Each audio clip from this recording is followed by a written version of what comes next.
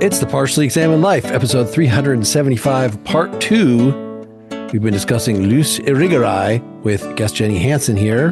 We were in the middle of this The Sex Which Is Not One book from 1977. There is an essay in there called Woman on the Market that is very tightly related to the Karl Marx on commodity fetishism that we talked about earlier this year. Folks might want to even pause and go listen to that if you don't know anything about that. But we'll try to lay out the relevant portions. Seth, did you want to get us going on this? Sure. I'm going to start with a quote because I think it's a strong opening. So this is on page 211 to 212.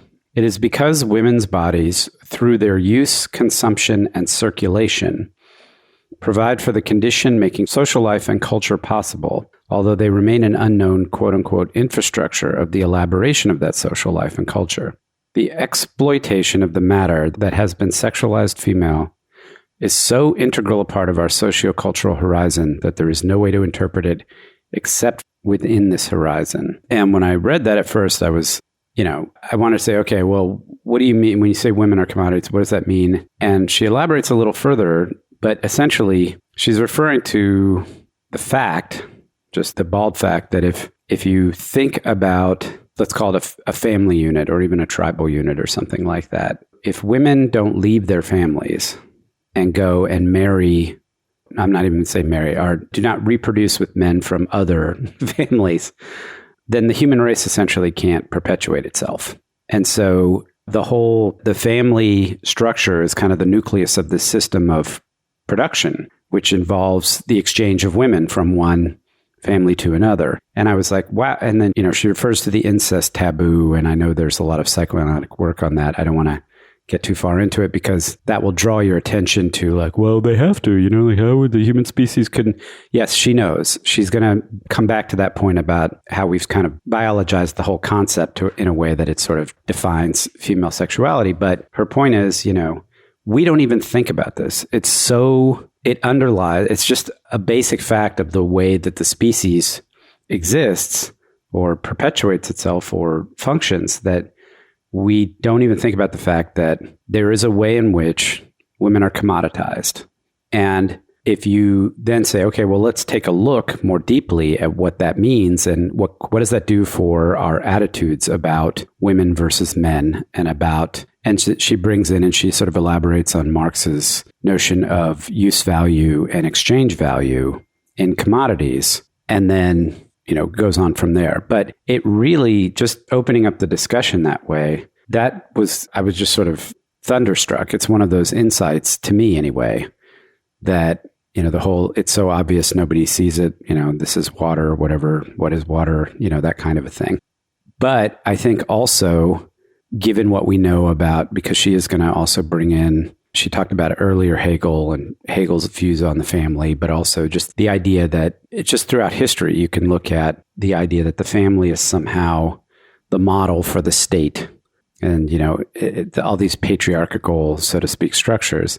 She points out, we're going to talk about the way we can look at women as, the way they're treated like commodities, but it also defines a lot of the power relations within the family.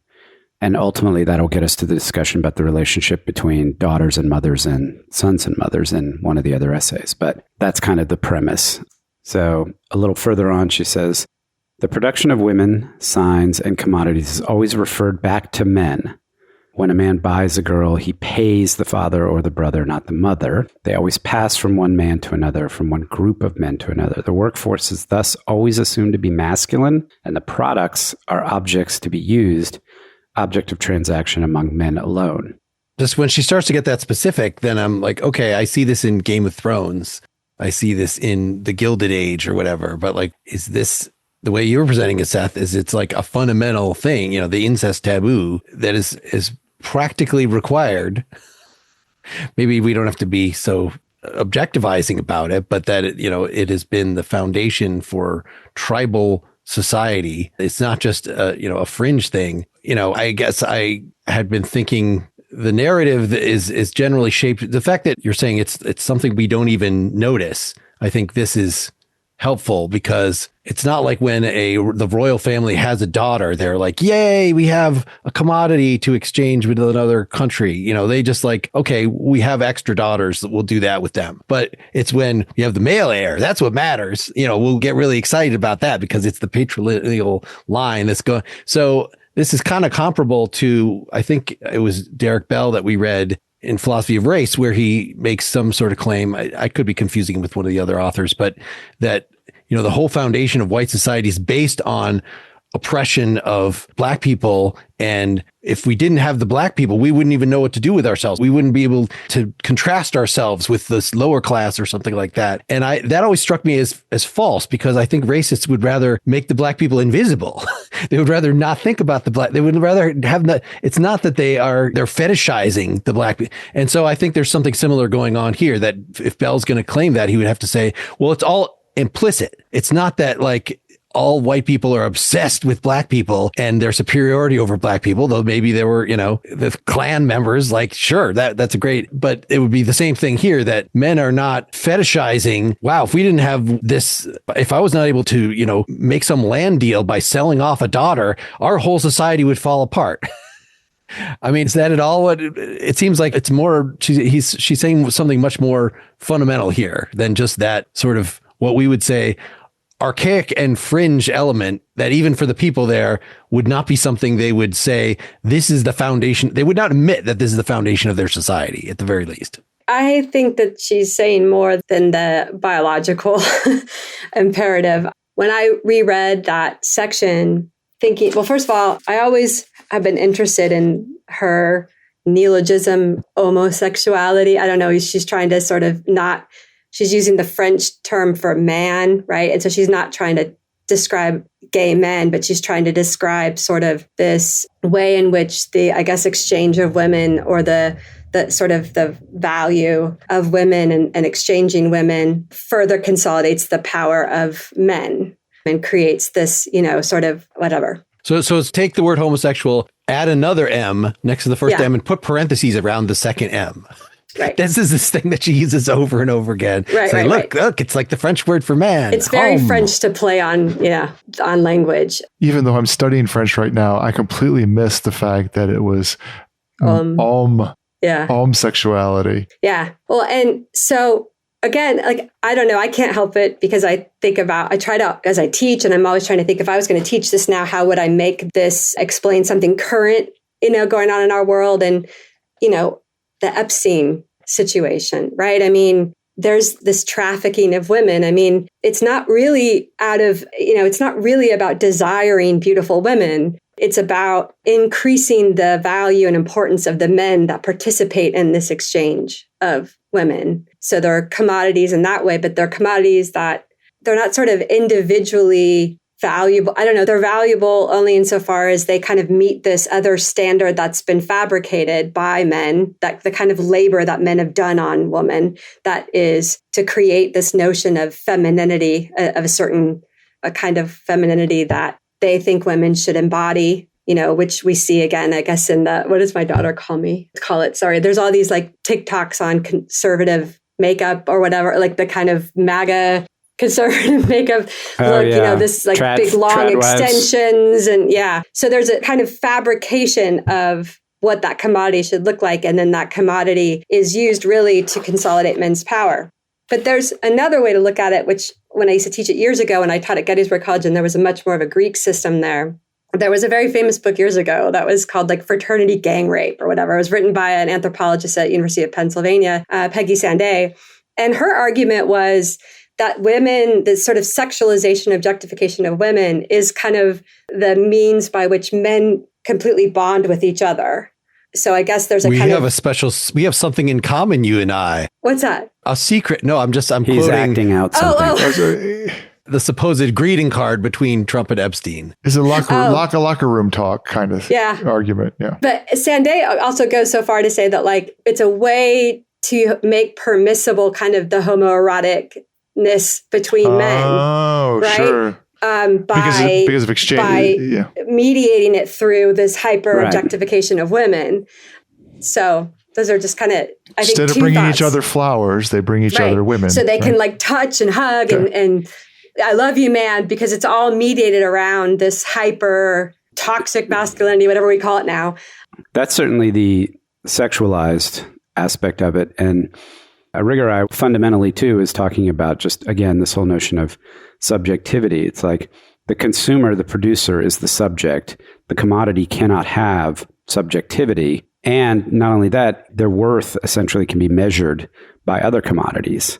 And so how could you be a subjectivity? How could you have an identity if I could just trade you for two others of the same kind or what have you, or say like, well, here's a coat, right? She brings up the coat. Yes. What's the other commodity? I can't even remember. Yeah. I'm sorry, linen and the coat. Right. Yeah. And then brilliantly talks about how, of course, when you talk about that's bartering, right? There's the commodity value in an exchange format. But then when you finally get to money and pricing, there's the transcendental concept against which all commodities are measured, which is not part of the commodity. So in other words, the thing that gives her worth is outside of the reach of her own existence. And it's a brilliant little turn. And I wanted to say something just to what Mark said at the beginning. The one thing I did think about since I read the essay days ago is in the interim is the commodity analysis is strictly related to capitalism. And Marx is very specific about how this is just commodity capitalism. But she starts off talking about incest taboo and this notion of exchange, which obviously would predate commodity capitalism. So we do have to think about, I think she would just situate it as the current economic exchange metaphor we have is around the commodity. But I bet you could do the same thing talking about, because the behavior was the same in feudal times. And of course, if we want to go back to, Aristotelian times, we'll talk about the woman being shuttered in the house and slavery and all these, there are many other economic systems which all ultimately result in the same. But the whole notion of use and exchange value, I think really, really it's a brilliant little analysis. I think I need to understand this a little better, because if you want to say women are commodities, they're treated like hunks of meat. They're treated like, just female body parts that are traded around. They're never given subjectivity. That I understand. But this idea, Jenny pointed to like what the practical upshot is a woman has her use value to men, which is sex, but then is converted to something that is an artificial, like the sex is a natural use value.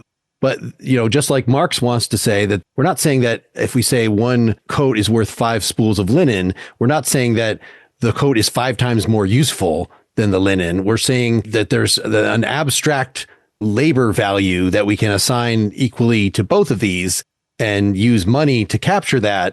And so the equivalent is what Jenny was describing as the constructed femininity, that a woman gets not just treated like a cattle, but treated like a commodity in that she is converted from use value, which is already a very demeaning term to apply to a person, but to exchange value, which is, what is the market value right now? Does it value those trad wives? You have to be hot in a certain way. You have to make yourself up. You have to learn the manners. You have to do all this stuff so that it becomes, it was already dehumanized. It's even worse. It's even more dehumanized because it's making her into this artificial thing that is then seen as the status symbol.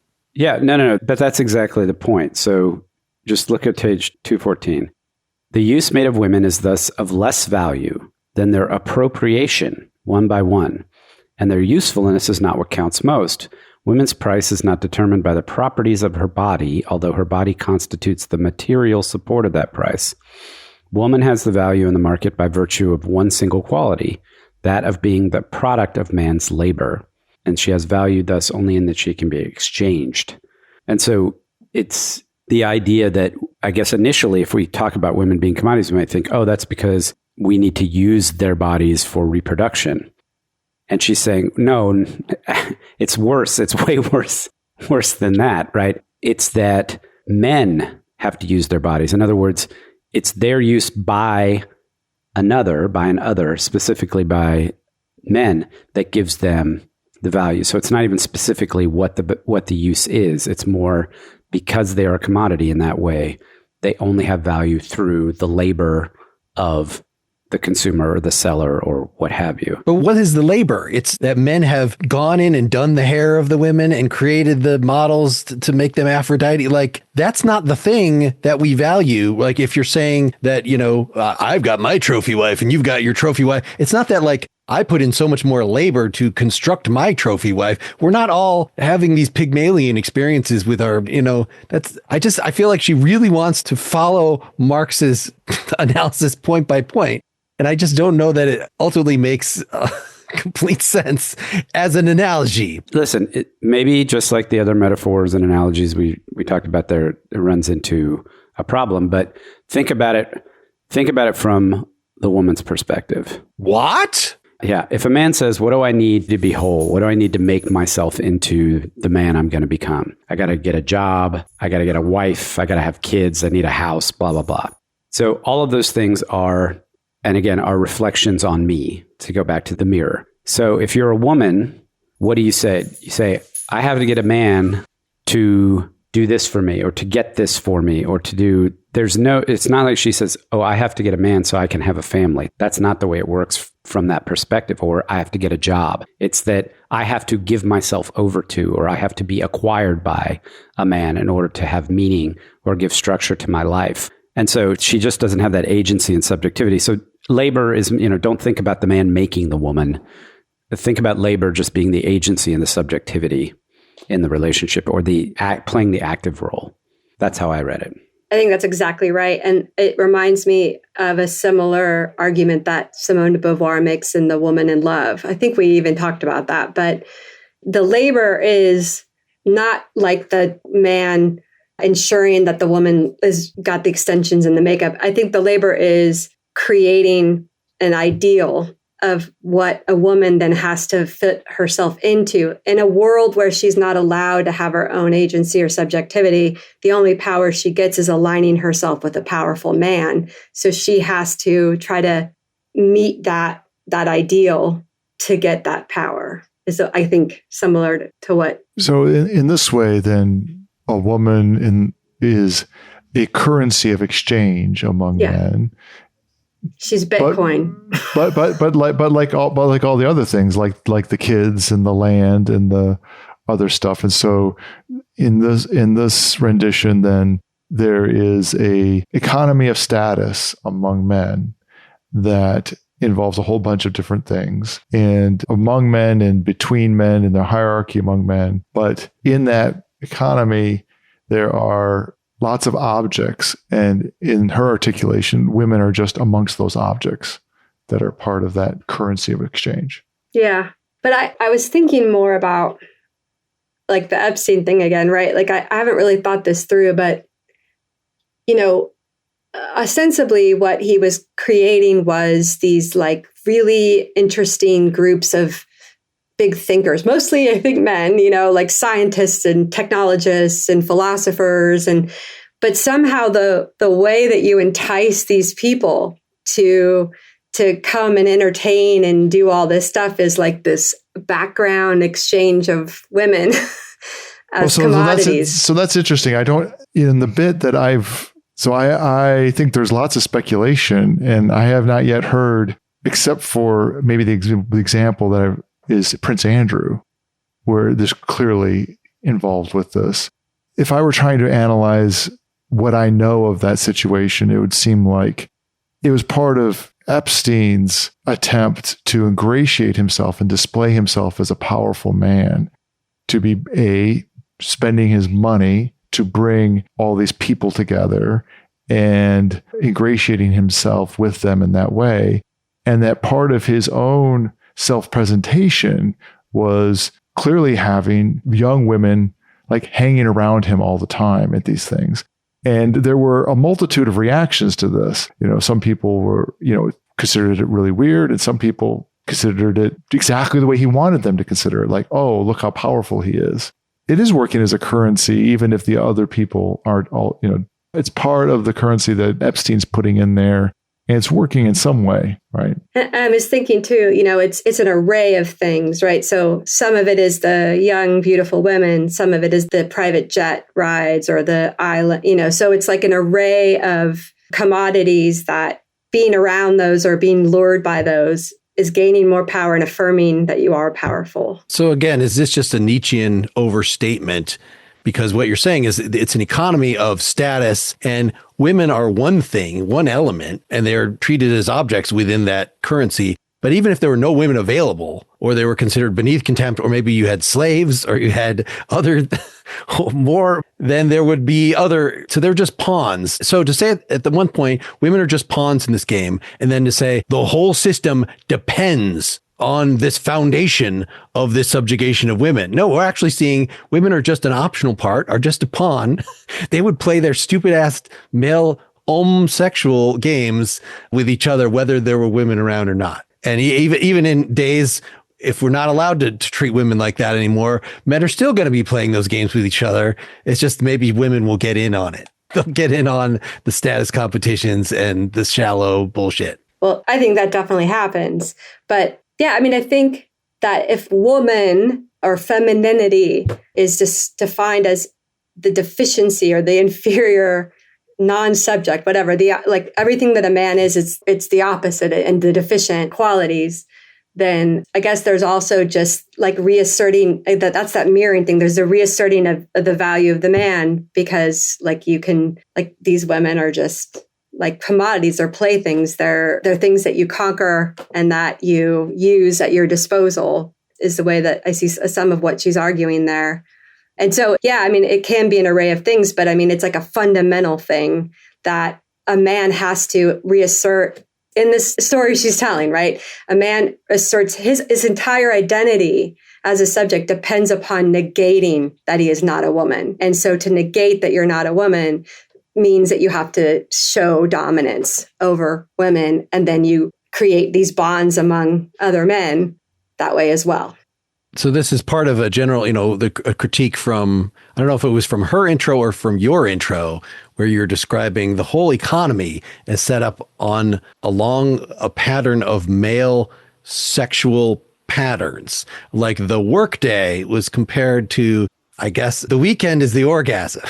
And I found that a weird analogy, because I don't feel like the workday is the action part of sex and then the weekend. Like, I'm not sure exactly where this is going. I mean, I see in general the idea of libido is what gets you out there and makes you want to be a business tycoon or really accomplish anything, right? This is on the Freudian model. And so, of course, if insofar as it is gendered, then it becomes one of, as you're saying, dominance and collecting, that having the trophy wife is not just one among many, but is like the prime way that you show, they say, let's have a dick measuring contest in terms of like who's got the power. Did Putin or Trump, when they pulled it out in Alaska, who right. I don't know. They didn't bring their women with them. So I think that's why we don't know. I was reminded by my wife, who is overhearing my part of this conversation, that in the Epstein case, there's even another dimension of the economy going on, because Epstein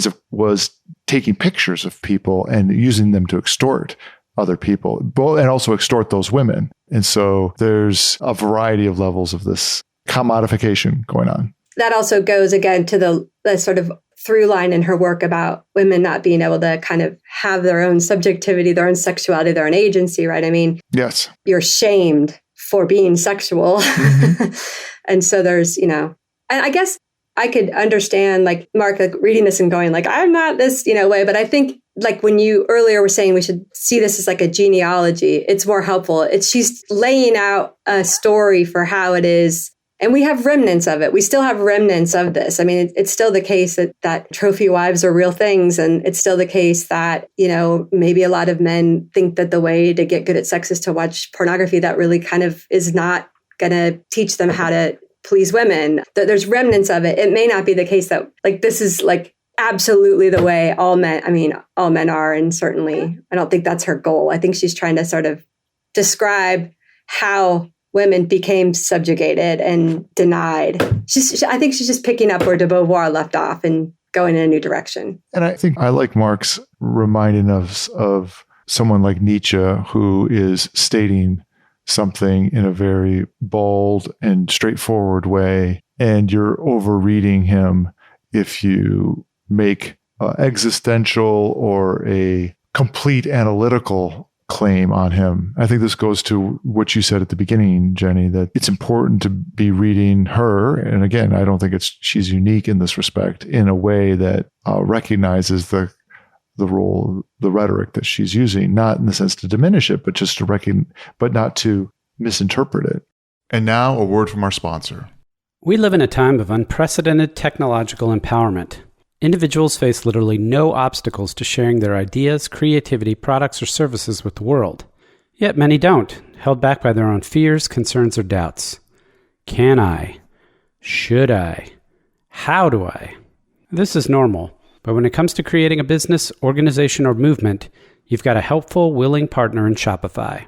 With Shopify, you will overcome your obstacles and realize your dreams. Shopify has all the tools and assistance you need, from website to payment to advertising, so you can share your vision with everyone. Shopify is the commerce platform behind millions of businesses around the world and 10% of all e-commerce in the US, from household names like Mattel and Gymshark to brands just getting started. Can't design a website?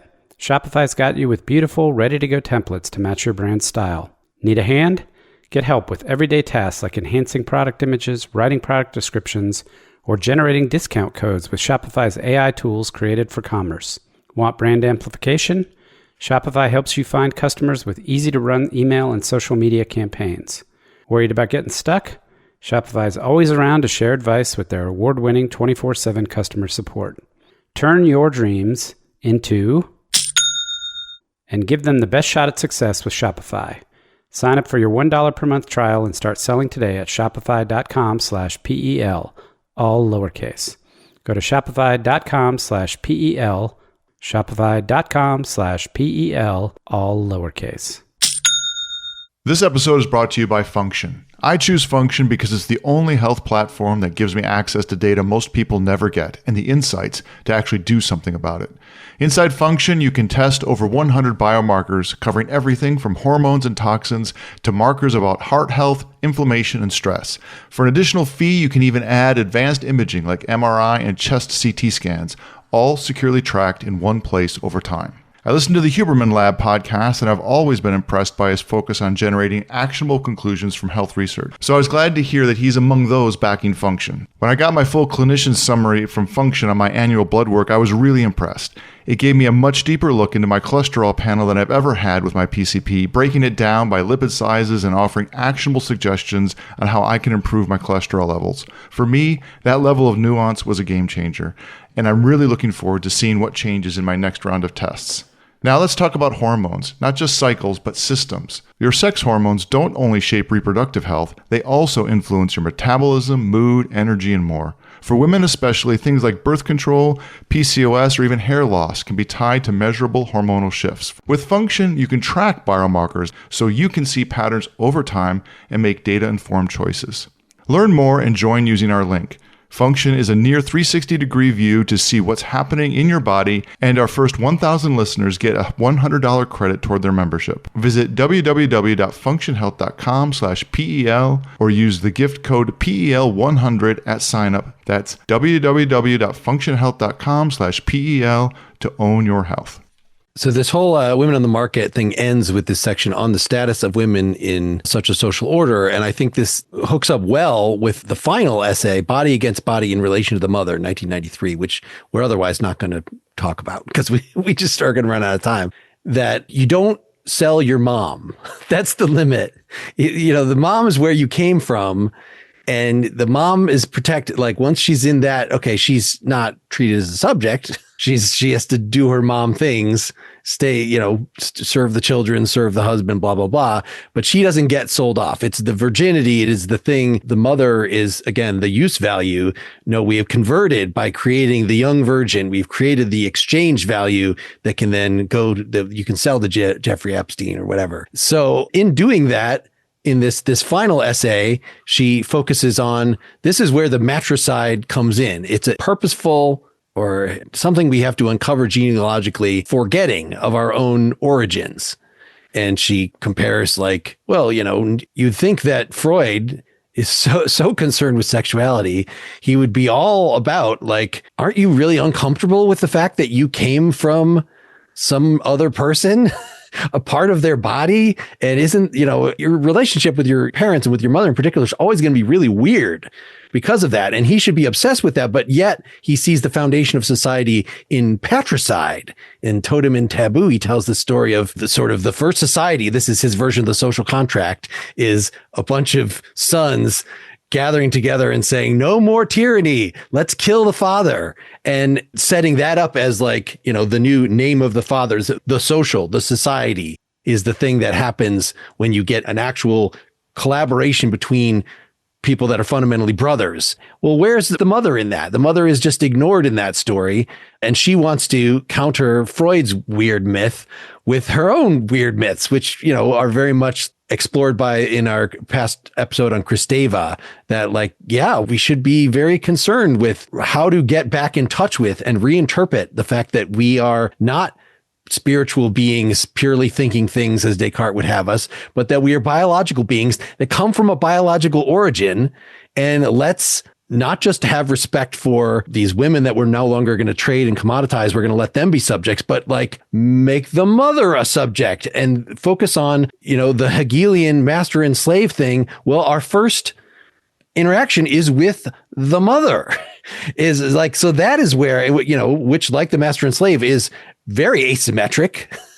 Your mother has a whole sense of herself, hopefully, and is trying to build you, the child, as an individual, build an individual that can then, separate out from the mother in some way. But, on Irigaray's analysis, we have separated out too much by becoming citizens. I'm now in the public life. I'm a man walking among men. We've forgotten our origins, and we need to sort of connect back to house and home. And likewise, as part of this, make daughters actually have full subjectivity and explore their relationship with their mother, which is going to be complicated in a slightly different way.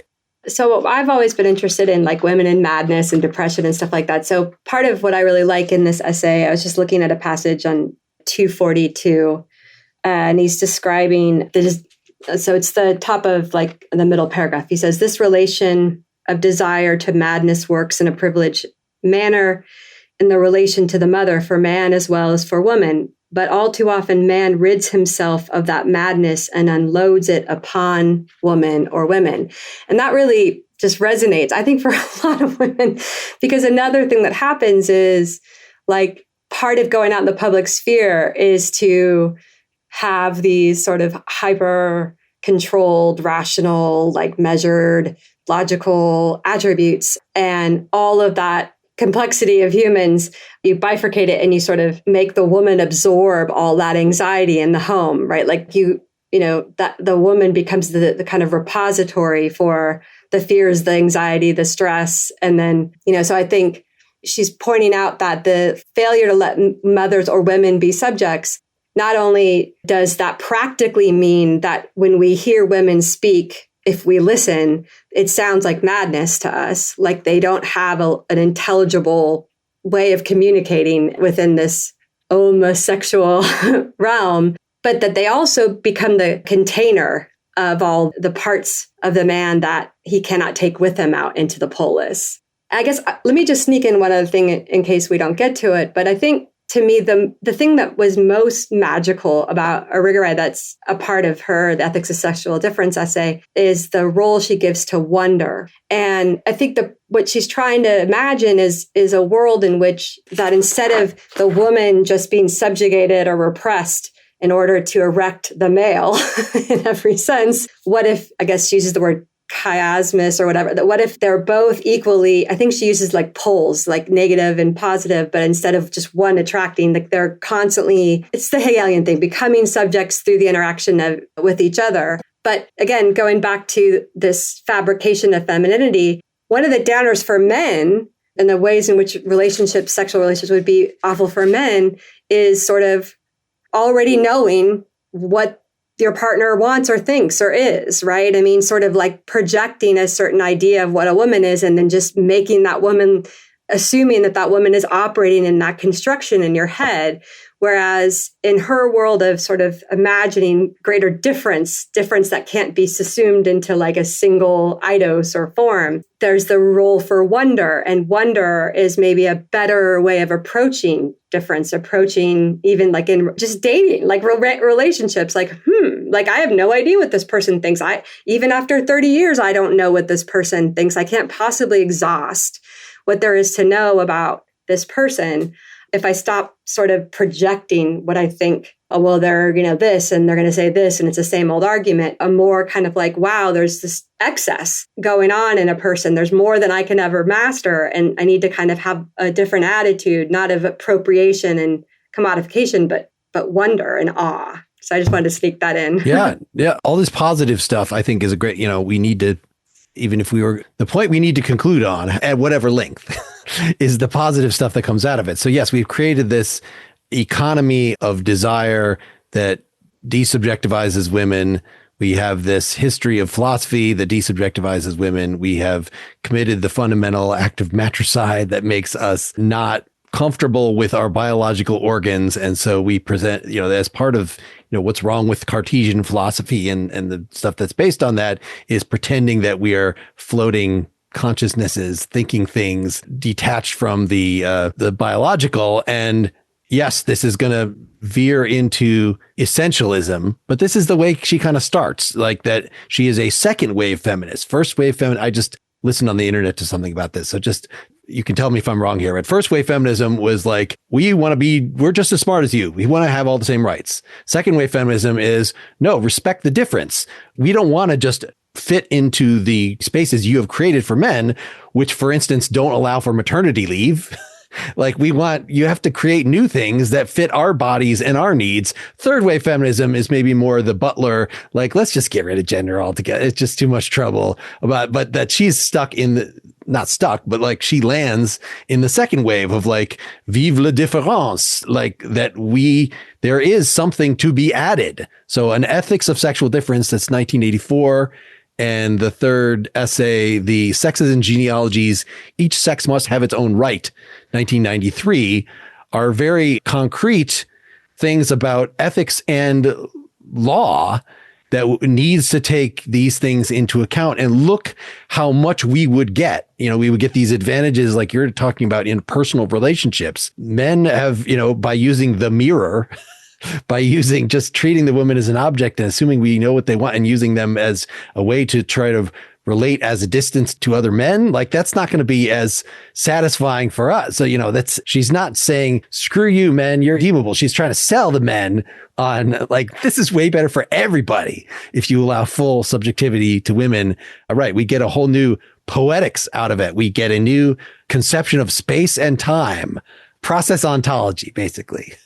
Yeah, I think that we're losing out on, I think poetics is the right word. Like if there's kind of one dominant idea of sexuality and like what counts as, again, if the model of sexuality is like tension release, right? Or if there's, a kind of one idea about what our relationship to nature is, which is to conquer it and master it, then we trap ourselves in a certain way of living and we disregard other models and other ideas.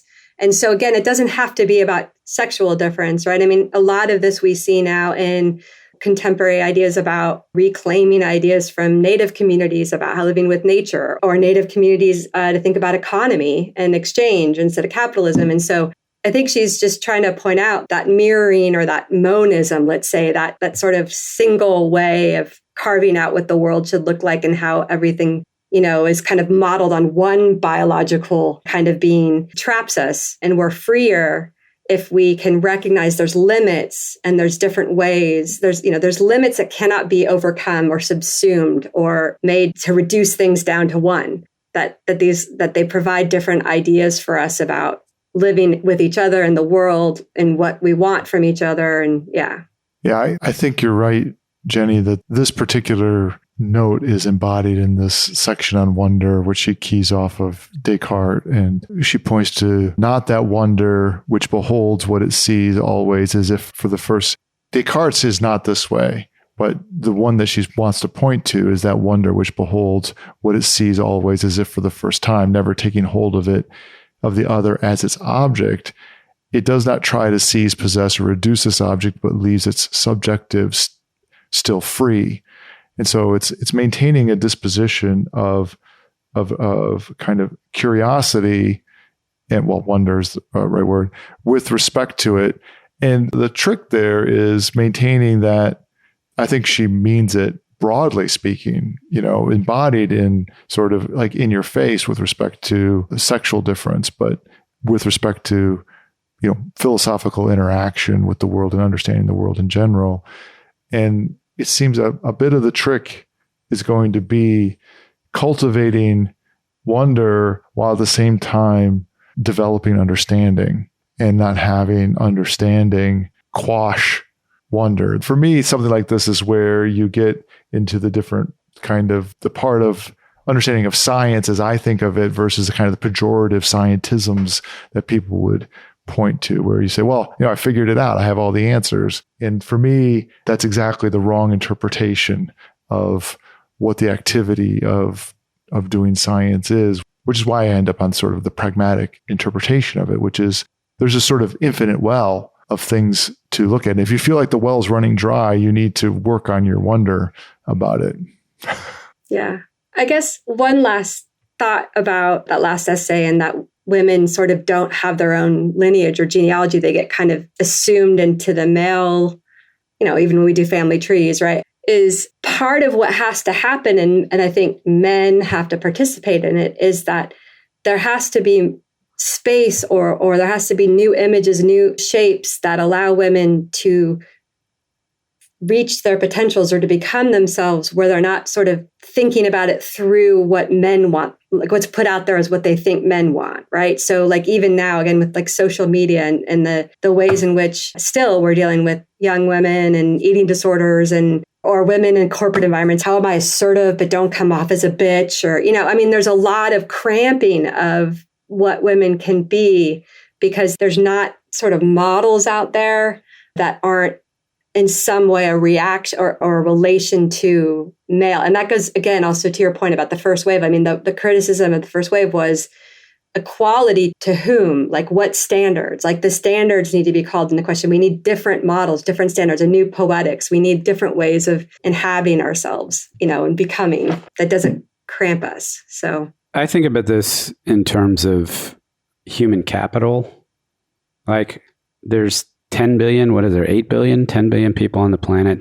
And if you're like, you know what, we're just basically not going to educate half of them. We're not going to give food and water to 3/4 of them. And we're just somewhere in that, 6 billion is probably somebody who could achieve something great for the entirety of the human race. And, she kind of encapsulates this in the end of the essay where she says, you don't ask men to choose between being a man and a citizen. But women it's like, do you want to be a woman or a mother? You have to make a choice. Either you reproduce or you don't get to fulfill your potential. And of course, there are nuances in many ways to that. But ultimately, why is there so much hostility towards saying to empowering people until saying we would like for everybody on the, everyone to have the opportunity to fulfill whatever it is that they can become, whatever it is that they might be best at. And when you just sort of draw a line and say, you don't even get the chance. And obviously it varies society to society, but at least in our hyper commoditized, so-called advanced first world milieu, we don't seem to be going in the right direction.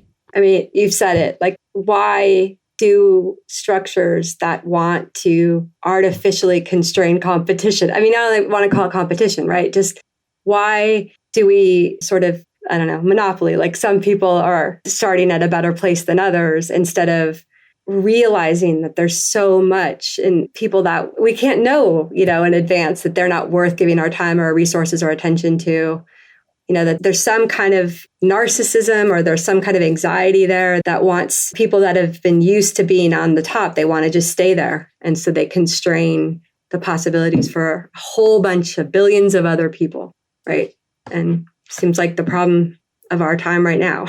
So as much as it seems like we're really getting to the gist of this by getting to the common sense, very liberatory sentiments that we should be taking out of this, I want to look a little more in our remaining time at some of the weird stuff in here, because even these essays in the middle, they get weird and poetic. That, right after that part that Dylan read about, don't try to seize and possess and reduce the object, leave it subjective, still free. He talks about, she makes a pun on consummation, right? Consummation, you think that, that's having sex, though, the wedding's, the marriage is official. The idea is a delusion. One sex is not entirely consumable by the other. Like, I never thought about consummation as what? This is when they get to go eat each other. The woman will finally become food for the man. She says there's always a remainder, right? So this is like, again, this is what Lacan called the real, this expressible, the otherness that is going to escape, is going to make you endlessly fascinating, my love, to me, because I will never understand her no matter how much time I spend around her. And she says that, this remainder should not just be reserved for God. The ineffable. Yeah. Yes. That we think that we fit. Oh, that's when, we'll go contemplate the ineffable when it comes to religion or whatever. But it should even be, sex as a religious act. It's essentially that you are contemplating the otherness that is beyond your ability to directly experience. And we haven't brought up what she calls certain Oriental traditions. Yeah. Yeah. That, she really does, on some level, at least is willing to play with the metaphor of male and female as sort of yin and yang. And, in our Taoism episodes, like, these things are defined in terms of each other. Opposites define each other.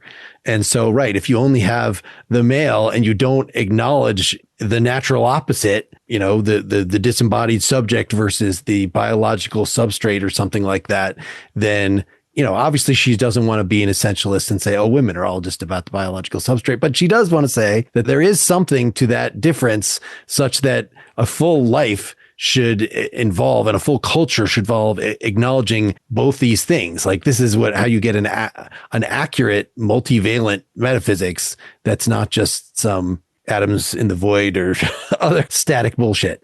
Yeah, that's exactly how that's playing out, is looking for models where it's not a hierarchy. The sexes isn't like a hierarchy, but there's complementarity, or, I think there's problems with that. We'd have to do a whole different episode. She wrote a book called East West, and there's some issues there. But I think the best of the charitable thing there is exactly what you're saying, is trying to see all as valuable human attributes and experiences and ways of organizing ourselves and representing the world that in our projects, instead of some of them are inferior projects and some of them are superior projects. And just to point to, people can go and read these essays themselves, but she has a long section on angels as non-fulfillment of the sexual act. The fact that we talk about angels because we just don't have a way of connecting with the divine, with the ineffable. So we have this image of, what if somebody can dart down and, give you messages and go back up to God, and they're really pretty, but you don't have sex with the angel. No. Yeah. You're sort of asexual. Yeah. I don't think in the page or in the essays we read that she introduced her notion of the sensible transcendental. She probably didn't. I don't remember seeing it, but yeah, I guess an overarching theme, and the angels is, I don't know. It's hard to kind of place that, but I think that an overarching theme again is that the more that we allow our renderings of the world or our descriptions of the world to be so abstract and generic that they take us far from the kind of wildness of nature, the worse off we are as a population. But the sensible transcendental is the idea that we still need shapes or eidos or categories, I suppose. I hate using that word, to allow multiple points of view. And we need people to be able to sort of recognize themselves in a shape. I'm not man, I'm something else, right? So there's ways to create something rooted in maybe sensible that then is an articulation of a kind of subject that you are in, that is not just a completely abstract ego or, transcendental ego or, whatever, that has to be rooted in the facts of matter. There's an embodiedness required in the mirroring. Yeah. Yeah, I don't know if it's worth. I had a take on the whole angels section, even though cool. I would love to hear it because I'm kind of lost.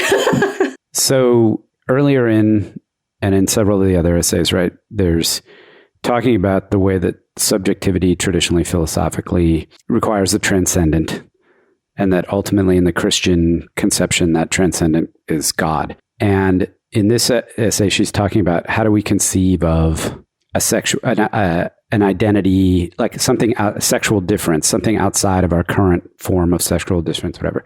Traditionally, angels are they're not gendered. They're asexual.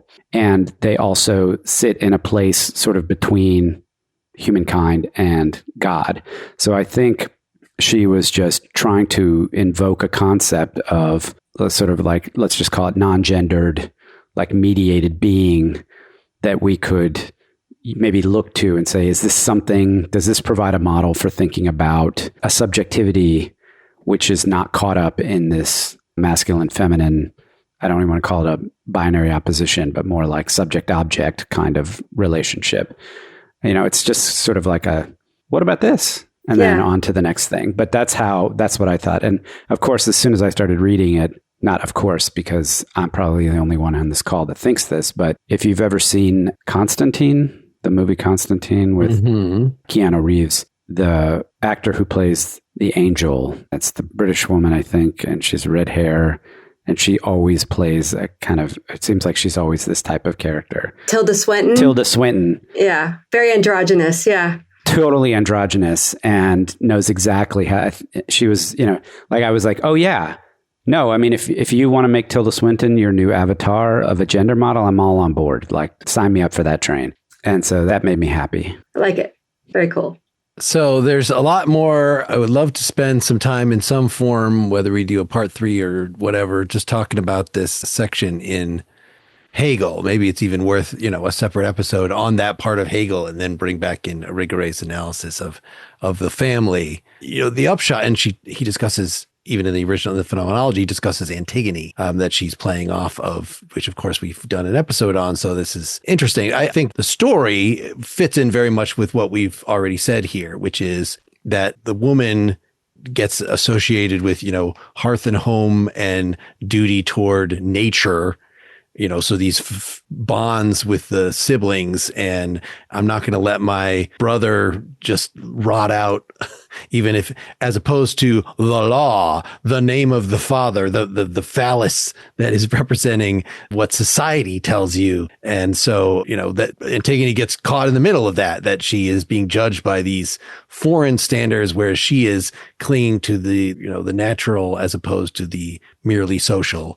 Was that the point? Jenny's nodding. So I guess. Yeah, well, no, it makes sense. I mean, there's so much in that last essay too. Like, I think I'd confused it earlier with Women on the Market, but this whole notion of Athenas too, and. Yes. Yeah. So Christy Noem is in Athena. Yes. That she says is like. The Athena, right. Serves the society faithfully. It is attractive, but it's not really about, because you're attracting people. It's, I don't know. Yeah, no, there's a lot to unpack there with the Antigone, the Athenas, the Oresteia. Yeah, Oresteia. Yeah. And I think she's trying to read these against the grain a little bit, but not like completely on her own. You're right. There's some of this in Hegel for sure. Hey, I can tell you that her analysis of the Oresteia, I was taught at Reed College in 1987. Cool. At least a form of it, the idea that the transition essentially from, they characterized it slightly differently, not the feminist interpretation, but the idea that it represents the transition from like the realm of mythology and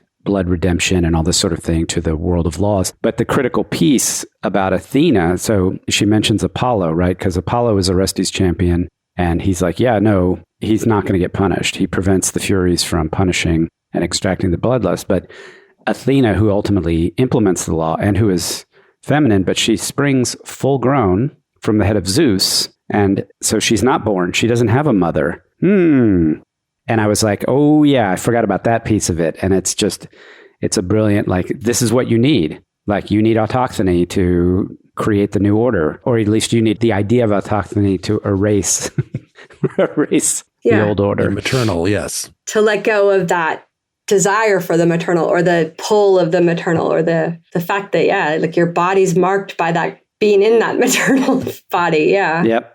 All right. Well, there's a lot. Thanks for coming, Jenny, and spending a couple hours talking with us about this stuff. This is, a fascinating world we've opened things up to. I don't know do you feel like my reference to all this is being a little hand wavy that, oh no, if you just read her whole books, she's going to give you if you really want to see why philosophy is hopelessly gendered in this way and how it needs a complete reconstruction, like she hasn't made that case in these little bits. She just said it. Yeah. Do you feel like that is worth folks' time to try to really dive in and get more of this? Or she just knows she's saying these provocative things for you to think about. She's not going to lay it out in more detail in a more convincing way elsewhere. Well, I think speculum is where she makes that case, but she does it in that style, that mimetic style. So you have to read a lot of her to kind of figure her out. You get lost in her. So I think she makes the case, but she doesn't make the case as, in like a sort of discursive argument. It's much more according of a to phallocentric norms. She doesn't make the case that way. Yeah. So she's just trying to kind of, like, I think something I've written about her, I say she's basically putting these male thinkers on the couch, and she's trying to get the unsaid out of their said, right? So that's what she's doing, but she does it in a way, I guess maybe somebody who does it in a way that's more easily graspable is like Genevieve Lloyd's book, I think. So Early Feminist Epistemologist, I'm forgetting the name of it, where it's kind of the arguments made much more in a recognizable sort of mainstream philosophical way. I think she does it, but you have to kind of sit with her writing and figure it out and discuss like we're doing and look at, we couldn't even exhaust all of this. It's like, could go on forever. The Man of Reason, Male and Female in Western Philosophy, 1984. Yeah. So that if you want that argument, maybe in a way that's less poetic, that's the book you go read. Cool. All right. Any other last words from anybody? Thanks for joining us, Jenny. It was great. Thanks for having me. I always have a great time. And I get a lot out of it. So thank you. It's awesome. Next time, we're going to discuss Plato's dialogue of the laws. You can suggest things to us by emailing us at pel@partiallyexaminedlife.com. There's a contact form on our website. You can make comments on the blog post there. You could reach out to us through Twitter or Facebook. Good night, everybody. Good night. Good night. Good night.